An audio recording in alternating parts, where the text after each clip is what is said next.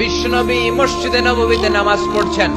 তিনি আল্লাহু আকবার বলে নামাজ শুরু করলেন, কেরাত পড়লেন, রুকু করলেন।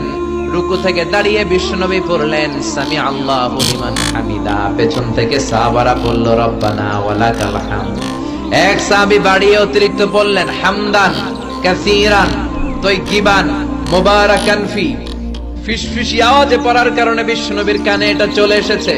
নামাজের পর বিশ্বনবী বললেন, আমি রুকু থেকে দাঁড়িয়ে পড়েছি সামি আল্লাহু লিমান হামিদা।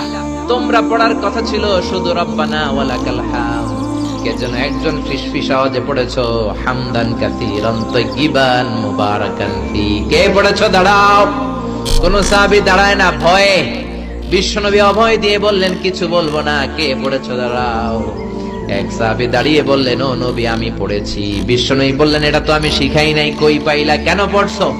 সাহাবী বলে, নবী গো, আল্লাহর তাসবিহ অল্প পড়লে আমার পোষায় না, এই জন্য আমি একটু বাড়িয়ে পড়েছি। আল্লাহু আকবার।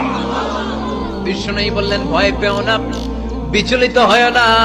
নামাজরত অবস্থায় আমি দেখেছি বিদউ ওয়া সালাসুনা মালায়েকা, 30 জনেরও বেশি ফেরেশতা তোমার এই অতিরিক্ত তাসবিহর সওয়াবটা কে লিখে লিখে আল্লাহর দরবারে পৌঁছে দিতে পারে, তারা আকাশের মধ্যে কে আগে নিয়ে যেতে পারে প্রতিযোগিতা করছিল।